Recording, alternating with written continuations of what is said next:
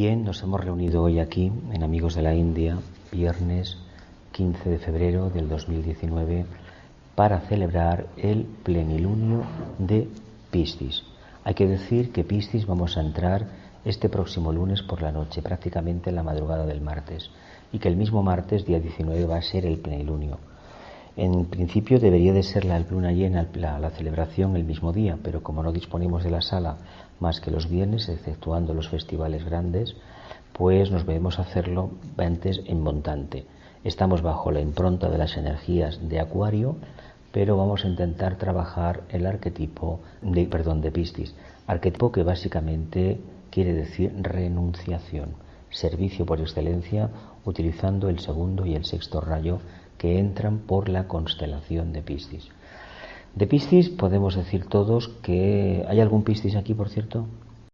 Entonces lo que yo diga sobre Piscis no tiene que ver casi nada o muy poco con lo que tenemos en la carta astral. Por lo tanto, nadie responde al 100% a Piscis, ni a Acuario ni a Capricornio. Son aspectos. Por lo tanto, una cosa es lo que hemos decidido, la energía que hemos decidido utilizar para encarnar, que es la misma con la que la anterior encarnación abandonamos el plano físico. Por lo tanto, hemos quedado atrapados en esa energía y esa energía es la que nos obliga a entrar con ese matiz. Y ahora en esta encarnación saldremos por la puerta que sea, pero la que sea será la entrada a la siguiente encarnación. Por lo tanto, cuando volvamos, volveremos con el matiz del signo en el cual encarnamos la última vez, con la última energía que nos acompañó. Si se muere alguien hoy, por ejemplo, que sepamos que si se muere alguien hoy, 15 de febrero, va a encarnar bajo el signo de Acuario. Quiere decir que el nacimiento obedece a la defunción de la anterior vida, pero la defunción de esta encarnación no la conocemos. No sabemos cuándo será. Puede ser en el mismo signo o puede ser en otro. Eso es para que veamos cómo funciona la astrología esotérica. Funciona con un arquetipo mayor, diferente a la convencional. Lo que nos interesa de Piscis es una cosa muy interesante. Es la capacidad que tiene precisamente de utilizar la energía del sexto rayo, la energía devocional por excelencia, pero matizada con el amor. El cristianismo, por alguna razón que se nos escapa, fue construido básicamente con esas energías, el sexto rayo y el segundo. Curiosamente, como el Imperio Romano respondía muy bien a Marte, Marte no es un planeta sagrado, canaliza bien la energía del sexto rayo, pero es un sexto rayo de fanáticos. Por lo tanto, el cristianismo no se ha podido implantar porque se utilizó una energía guerrera a Marte y se impuso una creencia a la fuerza con la espada. Por lo tanto, todo lo que se hace con la espada, siguiendo un gran idealismo, una gran ideología, acaba cayendo por su propio peso. Pero de todas formas, hay que confiar en una cosa: el cristianismo se construirá en la era de Acuario, no en la era de Piscis, porque la era de Piscis, aparte de ese segundo, de sexto rayo, ya lo tenía por constelación. Por lo tanto, no era el campo más propicio para que la filosofía del amor pudiera brotar, porque el amor, tal y como lo conocemos, no puede brotar donde hay ideologías y donde hay intereses determinados, ya sean mentales o emocionales. Por lo tanto, la presentación que se nos ha hecho del amor en la era de Piscis no tiene nada que ver con la auténtica realidad. La prueba está que el gran debate de la humanidad en estos momentos es manifestar la fraternidad. Queda muy bien decir que todos somos hijos de Dios, ¿verdad? Naciones Unidas lo dice de otra manera: todos los seres humanos tenemos derecho. Eso, salvando la distancia y los matices, es lo mismo que decir que todos somos hijos de Dios. Pero ¿realmente somos hijos de Dios? ¿Cómo lo comprobamos eso? Actuando con los demás, manifestando ese aspecto crístico que aquí en Piscis se debe manifestar, porque enfrente tenemos al señor Virgo, y el señor Virgo es el signo de manifestación de conciencia por excelencia, siempre y cuando uno esté dispuesto a entender que de la búsqueda interior nace la conciencia. Si uno lo consigue, acabará revelando ese alma que lleva dentro, lo que es en realidad. Pero si no hace ese trabajo, no lo va a conseguir. Por lo tanto, entendamos que esa energía nos va a ir de maravilla, la de Piscis, porque enfrente hay un signo que manifiesta segundo rayo también. Por lo tanto, por Virgo tendremos segundo rayo y por Piscis también. Estaríamos entonces en la cruz mutable, faltaría Géminis. Géminis por excelencia manifiesta el patrón arquetípico del amor. Otra cosa es que los geminianos que conozcáis igual todavía no acaban de entender muy bien qué es eso, pero eso es igual, no importa. Es como Piscis. Piscis lo hace a nivel de personalidad. Por eso hay ese debate histórico de por qué el formulismo, la liturgia y ciertas adoraciones a ciertas imágenes que los católicos, por ejemplo, veneran bastante. Y sin embargo, los otros, hay muy pocos que se hayan quedado con el crucifijo, con la cruz. La mayoría es el crucifijo. Parece que si a la cruz le quitas el crucificado, el símbolo ya haya perdido toda su base. Y curiosamente el crucificado habla de un plexo solar muy grande, de un mundo emocional atormentado. ¿Os gustaría ver una imagen real de alguien colgado en una cruz y sangrando? Pregunto. ¿Os gustaría ver eso? Entonces, ¿por qué lo asociamos como sacrificio? Piscis es renunciación a todo. Luego lo veremos en qué consiste esa renunciación. Renunciación a lo que significa el arquetipo del cuarto reino, la cuarta jerarquía creadora, la humanidad. Pero, ¿os imagináis estar crucificados? Tal y como el relato bíblico del Evangelio, el Nuevo Testamento los pone. ¿Os imagináis una cosa así en la vida real? ¿No será que nos han presentado el misterio de lo que es la cuarta iniciación, de lo que habla este signo, bajo el paraguas, como un paradigma de entrega, de sacrificio y sobre todo para inocular miedo en la feligresía?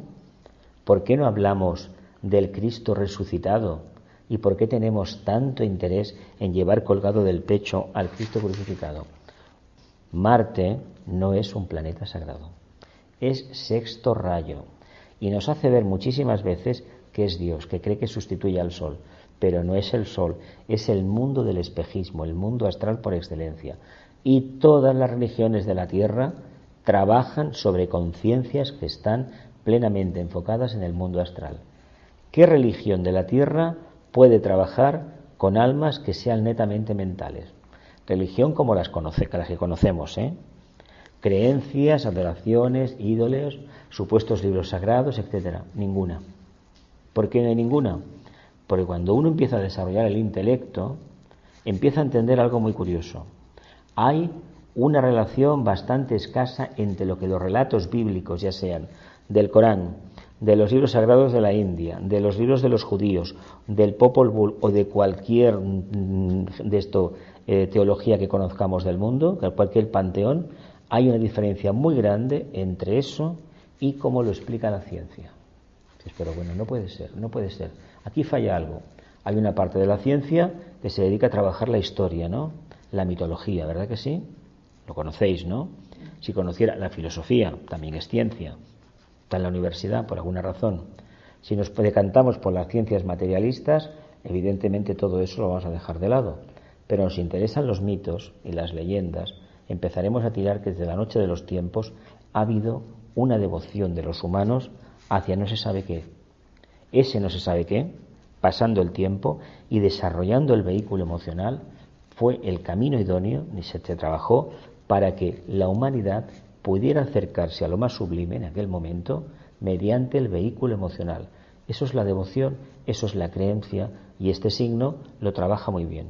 Pero no es lo mismo el sexto rayo a nivel de devoción, como lo presenta Piscis, que el sexto rayo, la misma energía, en una octava superior como lo presenta Sagitario. Que entonces en Sagitario es un elemento de fuego. Al ser un elemento de agua, ¿qué sucede con el elemento de agua? Que es mucho más ¿cómo diríamos? Liviano, falto de contenido, se engancha más al plexo. ¿No será que la jerarquía utilizó las energías del deseo, de la devoción? El deseo sublimado es la devoción. Del idealismo. Cuando uno no es capaz de hacer algo en el plano físico porque no sabe, ¿qué suele hacer habitualmente? Soñar, ¿verdad? Tener ilusiones, ¿no? En el sentido de decir, yo voy a hacer esto. El que lo consigue realmente acorta la distancia entre el planteamiento y la meta. La meta es una expansión de conciencia. Los humanos, si supiéramos que nos movilizamos en la Tierra por alcanzar el Sol, igual nos quedamos de piedra. ¿Alguien se ha parado a reflexionar que todo el anhelo de un ser humano en la Tierra es alcanzar el Sol? ¿Qué significaría para nosotros en el plano físico alcanzar el Sol? Unirte a la divinidad. Unirte a la divinidad, es decir, identificarte con lo manifestado. Vale, perfecto. ¿Qué más? ¿Qué más? ¿Qué más? Conseguir un propósito. Conseguir manifestar el propósito divino. Vale. ¿Quién más? ¿Quién aporta algo más? ¿No? Pues unirse al alma, ¿no? Los humanos, en el fondo, a través de las religiones o de la búsqueda interior, lo que tenemos en conciencia es aparecernos al sol, tener esa capacidad de irradiar luz y vida, pero todavía no lo hemos podido conseguir. A medida que va pasando la evolución y la historia del planeta, se va avanzando en ese propósito, pero todavía, hoy por hoy, estamos bastante lejanos de la meta. Estamos más cerca que hace millones de años, pero nos queda muchísimo por caminar. Pensemos que el objetivo de esta energía, de la evolución, es que llegue el momento en que podamos abandonar lo que es la conciencia enfocada en el cuarto reino, que dejemos de ser humanos. Y en este signo se habla de ese mito que aparece en el Evangelio, aquella famosa parábola del hijo pródigo, ¿no? Que había un señor que tenía 2 hijos, uno que se fue por ahí a vivir la vida, se gastó el patrimonio del padre, la herencia, y el otro siempre estuvo con él. Y cuando vuelve a la casa del padre, ¿os acordáis ahí? El señor celebró una fiesta porque había recuperado un hijo. Y el otro le dice, bueno, y por mí que estoy contigo no me haces nada. Dice, no, tú ya tienes los dones por estar conmigo. Se refiere al reino angélico y al reino humano. Si lo interpretamos al pie de la letra, nos vamos a equivocar. Por eso os decía que aunque no tengamos un testimonio fehaciente de la existencia divina a través de las ciencias positivas, sí que dentro de la ciencia existe la mitología, existen las tradiciones, existe la historia, y a través se puede la filosofía y se puede las creencias, se puede reflexionar sobre eso y se pueden extraer conclusiones. Por lo tanto, entendamos que este mito nos habla de nuestro otro hermano. Nuestro otro hermano es el ángel, el Deva. Y lo que nos podríamos preguntar, ¿realmente creemos en los ángeles? ¿Los conocemos? ¿Tenemos contacto con ellos? Con una condición, que sepamos de antemano que el ángel no piensa, el ángel construye, el que piensa es el humano. Por lo tanto, la relación de conciencia con ellos va a ser completamente distinta. En este signo, después de haber completado la rueda, uno renuncia a todo lo que ha conseguido y vuelve a la casa del Padre con el fruto de la experiencia convertido en un servidor o salvador, tanto da, que en Acuario ya lo empieza a hacer. Aquí renuncia a todo lo que ha hecho, a todos los triunfos que ha conseguido, pero no como ser humano, sino como mónada, como chispa divina. Por lo tanto, el regalo que le devuelve al Padre es esa perla que está dentro del loto egoico, que se produce esto en la cuarta iniciación, la famosa iniciación de la crucifixión. Hay que tener en cuenta, si conocéis un poco el mito de Palestina, que lo tocaremos el mes que viene en Aries, el mes que viene no lo tocaremos en Aries, en abril, porque el mes que viene habrá en el signo de Aries este año hay dos lunas. Al principio el 22, pasado el cero de Aries, y luego hay otra en lo que sería el Viernes Santo, que es el momento exacto del plenilunio, y esa es la que va a contar como festival de Pascua. Hay que distinguir entre lo que sería la resurrección, la muerte, la crucifixión para los humanos, y lo que significa la resurrección. Oficialmente, en primavera, en el hemisferio norte, se produce el misterio de la resurrección. ¿Por qué? Porque la naturaleza nos dice, con su reverdecer de nuevo, de hecho los árboles ya, los almendros ya nos lo están diciendo desde enero, de mediados de enero, los días soleados, se ha visto que las flores han salido. Eso indica que la conciencia, después del pralaya del invierno, vuelve a reverdecer, vuelve a decir, estoy aquí, respondo al Padre, ¿verdad? Los humanos respondemos básicamente a la luz del sol y al reino vegetal, que es el que nos envuelve y del cual nos alimentamos, porque habrá gente que no será vegetariana, pero debe de saber que la carne que come, los animales esos se han alimentado o directamente de vegetales o de otros animales que se alimentan de vegetales. Por tanto, sería mucho más fácil que todos fuéramos vegetarianos, pero como en la Tierra ya hay muchísimas creencias y muchas religiones organizadas, no conviene meter ninguna más. Lo que conviene es tener la conciencia muy abierta y darnos cuenta que el reino animal es un reino hermano del humano. ¿Qué compartimos con los animales? Básicamente el cuerpo. Porque me imagino que nos hemos dado cuenta que tenemos un cuerpo animálico, o todavía creemos que tenemos un cuerpo divino. Es divino porque expresa el arquetipo divino, pero está coloreado con una energía que es involutiva porque es un cuerpo que por sí mismo no tiene conciencia. Por lo tanto, aquí tenemos que reconocer, acabando la rueda, de que no somos esto que tenemos delante, sino que somos unas entidades que evolucionan periódicamente en cuerpos que tienen fecha de caducidad. Y esa fecha de caducidad, en lo que respecta a la conciencia que va encarnando, el cuerpo causal, en este signo se aplicará. Lo veremos después, en el siguiente, en Aries, se producirá ese fenómeno, la destrucción del cuerpo causal, es decir, la destrucción de los átomos permanentes, que son esos factores que condicionan la existencia de una encarnación. Es decir, la semilla con la cual se construye los vehículos de una encarnación y con lo cual se va a expresar, con el material que se va a expresar la conciencia. Nosotros somos la conciencia y Jesús, Elena, María, etcétera, somos los personajes que estamos realmente interpretando en esta encarnación. Hay diferencia, ¿eh? No es lo mismo, ¿eh? No es lo mismo el actor que el personaje, no nos confundamos, ¿eh? Hay muchísimas anécdotas de que cuando surgió el cine, que había gente que algunos actores que hacían de malos en la calle los increpaba. Se imagino que lo habréis leído esto. Incluso hay gente todavía que confunde la realidad con la ficción. Con algunos, no es que me cae mal porque hizo una película, cuidado, una película que hacía un papel que bueno, que para un actor será muy bueno, pero hay gente que le pone de los nervios, de asesino, de cualquier cosa de estas, ¿no? Que es lo que los actores quieren, papeles donde demostrar todos los matices. Y hay gente que confundía el actor con el personaje.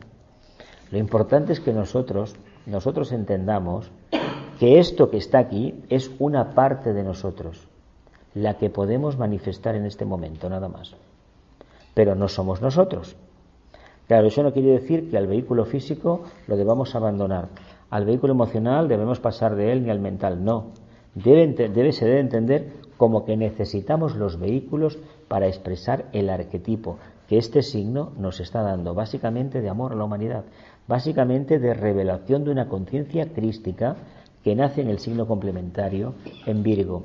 Si lo aplicamos, tenemos todas las oportunidades para revelarnos como seres de luz, seres que podrán conducir a una parte de la humanidad a la casa del Padre. ¿Cómo? Básicamente irradiando. Hasta ahora se nos había hablado muchísimo, hasta los últimos siglos, de que debíamos hacer cosas físicas en el plano físico, cosas muy concretas y que llamaran mucho la atención. Hay que decir que no todo el mundo puede hacer una cosa positiva y que llame la atención. Porque uno, si quiere llamar la atención, si lo quiere hacer de manera rápida, que no se le ocurra hacer una cosa positiva, porque nadie lo va a escuchar. ¿Cómo nos van a escuchar? De manera inmediata, haciendo una cosa negativa. Hay gente que, eso lo hemos visto con los hermanos estos que entienden la religión de una manera muy, muy diferente a la nuestra, o que realmente su conciencia pues está así influenciada, que han preferido poner una bomba y bueno, pasan a la historia, sí que pasan a la historia, sales en los periódicos, pero eso no quiere decir que tengas más conciencia, que tengas más comprensión de quién es realmente. Si quieres hacer un trabajo silencioso, lento y que no da resultado, pero que hay alguien que lo está observando, ya puede ser un ángel o un maestro de la jerarquía, te tienes que abocar a un camino de paciencia, un camino lleno de piedras, un camino lleno de ingratitudes. Y a medida que las pruebas vengan y te vean en disposición de ánimo de seguir adelante y de que no te quejas y que no te pones ninguna medalla, tú en ese sitio lo que estás haciendo, aunque sea de portero en una finca o conduciendo autobuses o lo que sea, o de padre de familia o de ama de casa, lo que estás haciendo es emitiendo una nota vibratoria. Y esa nota vibratoria, aunque nos parezca inapreciable, es lo que realmente cuenta, porque esa nota vibratoria se va a quedar en el lugar donde has encarnado y va a motivar que otros, percibiéndola, puedan desarrollarse como almas dentro de formas caducas, de personalidades. Ahora bien, si pretendemos hacer una cosa llamativa y que todo el mundo lo reconozca, nos hemos equivocado de camino. La revelación, la auténtica religión, se revela, básicamente se manifiesta en el profundo silencio. No necesariamente en los grandes templos ni en las grandes ceremonias litúrgicas de cualquier religión organizada. Por lo tanto, entendamos, venimos a una meditación, porque se nos ha dicho que es una forma clara de servir a la jerarquía, de ayudarla, de canalizar las energías de la constelación que entra y muy especialmente de establecer un contacto más o menos nítido con la jerarquía planetaria. Pero no olvidemos que aquí hemos venido a aportar, no hemos venido a recibir. Esto que quede claro. A las iglesias del mundo, ya sean mezquitas, sinagogas, pagodas, basílicas, como se les quiera llamar, o si me dejo alguna, no se debe de ir nunca a pedir. Marte nos enseñó a pedir. Porque claro, si no me das, ¿qué hago? Te quemo, ¿no? ¿Qué relatos hemos visto en el cine de Hollywood tradicional cuando salía Babilonia, en Roma, que unos destrozaban los templos, incluso las novelas históricas, destrozaban los templos de un dios o de otro? ¿Por qué? Yo te pido, he perdido la guerra, tú no eres un buen dios. ¿Qué hacían? Destrozaban el templo, ¿no? ¿O qué hacían los romanos? Se traían las divinidades del imperio, de todos los territorios que conquistaban, los metían en el mismo templo. Y bueno, oficialmente no tenían ninguna religión, pero, aceptaban las de todos. Eso es una cosa importante, porque eran bastante tolerantes en ese sentido. Lo que sucede es que nosotros eso lo hacemos en el día a día sin que sean dioses. ¿Cómo se llaman estos ídolos que tenemos los humanos? Cuando no tenemos mucha conciencia, preferimos creer en ¿qué? En el dios fútbol, en el dios rebajas, en el dios internet, en el dios Google. ¿Me dejo alguno? En mi actor favorito, mi político favorito, cosas de estas. ¿Nos damos cuenta de lo fácil que es inventarse un dios? Sin embargo, el dios interior, que es el que somos realmente, por alguna extraña razón, no siempre confiamos plenamente en él. Si no confiamos en él, quiere decir que no estamos irradiando el potencial que llevamos dentro. Y lo más nefasto que podemos hacer es guardarnos esa revelación para nosotros. La revelación que podemos aportar a los humanos no es para nosotros, es para los demás. Eso es renunciar, ¿no? Porque cuando se habla de renunciar, ¿qué entendemos? Recompensas, triunfos, estados de conciencia, vivir en el mundo de la forma. ¿Qué sería la renuncia para todos nosotros? O todo y un mucho más. Todo eso y mucho más. ¿Lo vemos así? Crucificarnos en la cruz fija significa la cuarta iniciación. Y aquí estamos hablando dentro de la cruz mutable. Este signo está dentro de la cruz mutable, junto con Virgo y Géminis y también Sagitario. Sagitario manifiesta un sexto rayo y Piscis manifiesta un segundo. Las energías de la devoción y del amor nos han conducido ¿a qué? A trabajar incesantemente en la rueda de Shansara, la rueda de las encarnaciones. ¿Por qué predomina el deseo, el sexto rayo, la devoción, la ilusión por se o la devoción a no se sabe qué, el espejismo, y falta mucho el amor? El amor, si no hay una mente organizada, hay que reconocer una cosa, el amor no tiene pies. Es una energía que se irradia, ¿no? Si uno no hace cosas inteligentes en el día a día, ¿cómo va a irradiar amor? ¿Qué nos dice el sexto rayo? No, tú deséalo. Y deseando, que hemos conseguido en nuestras vidas. Pregunto, no quiero ser insidioso con nadie, pero aquel que solamente pide y desea, ¿qué recoge al final? ¿Recoge triunfos o recoge vaguedades y espejismos? Mientras que el que pide y trabaja, es decir, se mueve, tiene pies y manos y cabeza, puedes pedir, pero si estás trabajando en esa línea, el resultado tarde o temprano vendrá. Y si no viene, pues aplícate el cuento y sigue perseverando o cambia. Pero aquel que no hace nada, y de esto imagino que conocemos muchísimos, porque este país, España, es un país de sexto rayo y además muy devocional, la gente tiene la costumbre de pedir y que de otro le solucione los papeletas, ¿verdad que sí? ¿O no? La historia de nuestro país lo demuestra, además, que vivimos en sociedades que nos damos cuenta, la gente habla mucho con un café o con una cerveza, pero luego es incapaz a lo mejor de hacer una carta o de presentar una reclamación, etcétera, etcétera. Me explico, ¿no? Pues eso viene de la creencia interna que tenemos de que no hay que hacer absolutamente nada, de que con pedir amor y dar amor, no, hay que tener algo más. El amor se manifiesta en la acción y la acción debe ser correcta. Y olvidémonos que para expresar amor tiene que estar relacionado con la Iglesia, con la tradición y con todo aquello que entendemos relacionado con el sexto rayo de devoción e idealismo. ¿Daríamos amor, por ejemplo, en la forma de hacer un sistema de transporte público? ¿Le veríamos el amor ahí, por algún motivo? Pues deberíamos verlo. O en la justicia, la forma de administrar justicia, ¿seríamos capaces de ver el amor? Evidentemente, si el arquetipo de equilibrio de justicia existe, ahí hay amor. Pero ¿por qué nos llenamos la boca con el amor? ¿Sabéis por qué? Según mi opinión, porque no lo tenemos. Si tuviéramos amor realmente, no hablaríamos de él. ¿Por qué no hablaríamos? ¿Por qué? Porque ya estaríamos contentos, ya estaríamos seguros de que ese amor existe. Esa energía cohesionadora por excelencia ya la tendríamos. Como no la tenemos, hablamos continuamente, ¿no? En las bodas se habla de la carta primera de los Corintios, ¿no? De Pablo. En verdad os digo que si no tengo amor, no soy nada, ¿no? Y también se dice cuando uno se va, más o menos la Iglesia Católica lo utiliza bastante. Es una carta, es una epístola fantástica porque te habla de cosas maravillosas. El amor es así. Pero ¿por qué tanto hablamos del amor? Porque no nos lo creemos, porque no lo evocamos, porque no lo tenemos todavía. En grado suficiente ¿para qué? Para que irradie. Pensad una cosa, si tuviéramos tanto amor como decimos a veces, no tendríamos, no ya enfermedades, no, que las enfermedades nos daría igual. ¿Por qué os he puesto el ejemplo del sol? Porque quisiéramos ser poderoso como el sol. El sol tiene una particularidad, no lo podemos mirar directamente a la cara. ¿Sabéis por qué? Porque tenemos muchísima oscuridad dentro. Eso te lo dicen a niveles internos, a niveles esotéricos. No puedes mirar el sol, no puedes enfrentarte al alma porque todavía hay oscuridad dentro de ti. Además, sabéis que nuestras retinas no soportarían eso. ¿Y por qué? Porque no son suficientemente poderosas y no están preparadas para captar la verdadera luz. No la que vemos, la otra, la interna. Y eso es porque todavía no hemos abierto el corazón.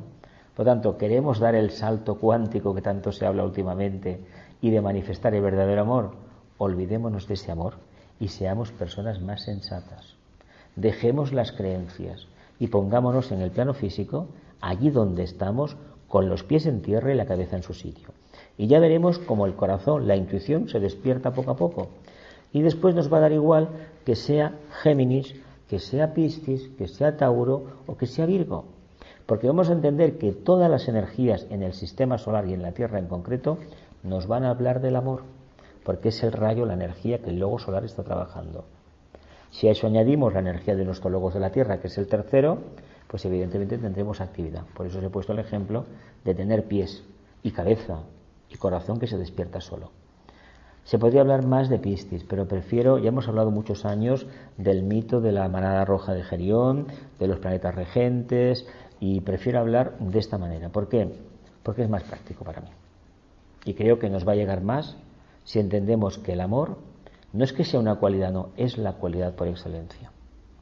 Pero no se manifiesta sino a través de la acción, ¿eh? No nos creamos la idea que nos han transmitido de generación en generación de que la pasividad, lo que hacen los monjes en los monasterios, rezar y coser y bordar o cuidar la huerta, es el camino correcto. No lo es, lo fue en el pasado, para una minoría. Hoy en día no, hoy hay que estar en la calle. Bueno, los monjes que viven así en retiro, pues debe ser porque creen que están más conectados, porque no hay nada que les estorbe. Claro, yo no voy a discutir eso, pero a ver, yo también voy de retiros, nos retiramos de vez en cuando, pero hoy en día por las energías de Urano, que son de mucha movilidad, es el planeta eléctrico, hay que entender que eso ya no toca. Ahora, lo que no vamos a hacer va a ser quemar los conventos y echar a esa gente de allí, porque no tiene sentido. Hay que dejar que poco a poco se vaya muriendo, vaya cayendo por su propio peso. Fue una forma de trabajar, no quiere decir que sea negativa. Lo que sucede es que hoy en día las almas que encarnan ese camino mayoritariamente no lo escogen. Además, cuando hay un alma de sexto rayo avanzada, que sería la típica que pudiera coger este camino, generalmente puede aparecer, aparte de un idealista, una mente muy poderosa, porque el sexto rayo da una mente muy poderosa cuando se trabaja a nivel sagitariano. también a nivel pisciano, por supuesto, porque Virgo enfrente también es muy mental, es un signo de tierra. Pero tengamos en cuenta que una mente poderosa no va a perder el tiempo, entre comillas, quedándose entre un cliché, un corsé específico. No, porque eso es propio de la etapa muy antigua de que uno asociaba las limitaciones materiales a la espiritualidad. Y eso no es así, ¿eh? Ahora, si uno se lo ha encontrado donde está, porque su padre o la familia o lo que sea lo tenían, depende del grado de identificación que tenga. No se trata de darlo todo a los pobres, ¿eh? No va por ahí el tema. No se puede repartir café a todo el mundo, ¿eh? Y menos aún decir lo que la gente dice a veces: si me toca la lotería lo reparto entre los pobres. Ojo, porque le vas a acelerar el karma a los demás. Si te ha tocado a ti es tu karma, ¿no? Es renunciar a qué, a tu responsabilidad.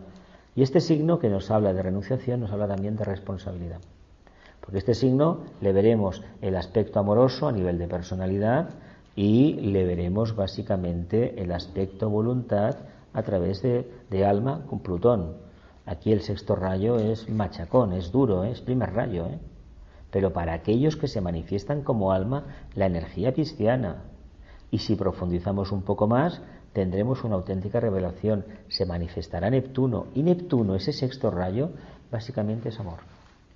Pero es Neptuno, que es un planeta sagrado, no Marte. Plutón tampoco es sagrado. Por eso algunos que tienen cierto nivel aparentan tener cierto fanatismo. No, es un primer rayo cortante y muy duro de llevar. Y eso lo da todo el sexto rayo.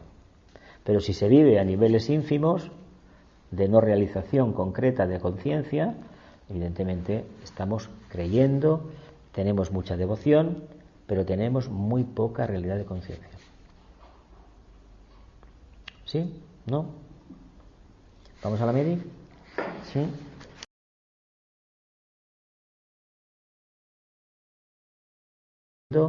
Tenemos mucha devoción, pero tenemos muy poca realidad de conciencia. ¿Sí? ¿No? ¿Vamos a la Medi? ¿Sí?